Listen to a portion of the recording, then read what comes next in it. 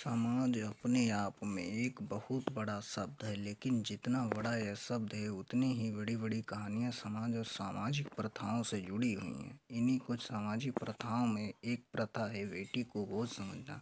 दहेज प्रथा की बड़ी बड़ी बेड़ियों में जकड़ कर समाज आज इतना लाचार हो गया है कि जिन बेटियों को समाज लक्ष्मी का रूप समझता था, आज वही लक्ष्मी समाज को बोझ लगने लगी। आज इन्हीं सामाजिक प्रथाओं से ओतप्रोत एक कहानी आपके लिए लेकर आए हैं। बतेरी अपने मजदूर माँ बाप की 2 लड़कियों के बाद तीसरी औलाद थी। 3 लड़कियों के पैदा होने से दुखी होकर उसके पिता ने उसका नाम भतेरी रख दिया था। भतेरी का अर्थ बहुत और भतेरी के माता पिता अब चौथी लड़की नहीं चाहते। खैर, भतेरी का नाम सार्थक हुआ। उसके बाद एक लड़के का जन्म हुआ, लेकिन भतेरी अभी भी एक बोझ ही थी। जब भतेरी 6 वर्ष की हुई तभी उसका बाप मर गया था। पिता की मौत के बाद घर में अब उसकी माँ बिमला और दादी रज्जो ही थे जो इन चारों भाइयों का भरण पोषण कर रहे थे।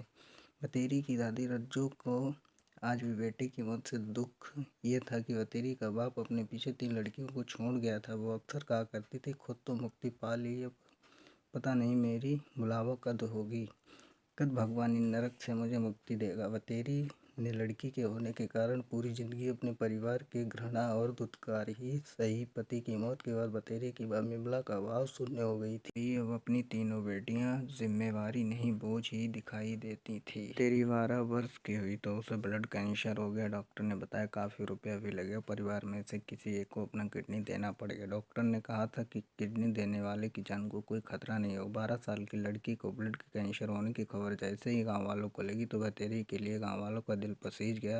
घर की माली हालत देख कर भतेरी के इलाज का पूरा खर्चा गाँव वालों ने उठाने का फैसला किया। लेकिन यहाँ समस्या पैसों की नहीं आ रही थी। ग्रामीण समाज आज भी भावजनक समाज है। कई व्यक्ति थे जो भतेरी के इलाज के लिए पैसा खर्च करने के लिए तैयार थे, लेकिन इस बोझ के लिए परिवार में कोई भी अपने शरीर का मज्जा देने के लिए तैयार नहीं था। भतेरी की 65 वर्षीय दादी को आज भी अपनी ज़िंदगी के बचे हुए कुछ वर्ष भतेरी की ज़िंदगी से ज़्यादा कीमती लगे।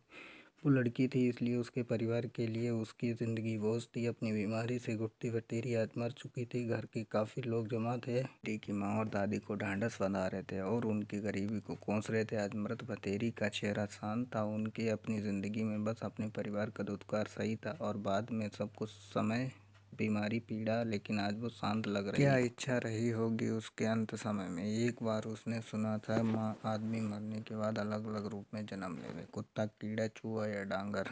माँ, मैं तो डांगर या कीड़ा बन जाऊंगी पर आदमी ना बनूं। देखिए, जानवरों को तो पता ही ना होता उनकी औलाद में कौन सा लड़का कौन सी लड़की। आदमियों को ही पता हो तो फर्क तो बस उसका बाल सुलभ मन मानव की इस वृत्ति का प्रतिकार नहीं हो सकता। लेकिन जिंदगी भर जो उसे घृणा अपने प्रति देखे तो उसे ज़रूर महसूस कर सकती थी। शायद भगवान उसकी अंतिम इच्छा पूरी कर देगा, उसे मानव नहीं पशु योनि में जन्म देगा।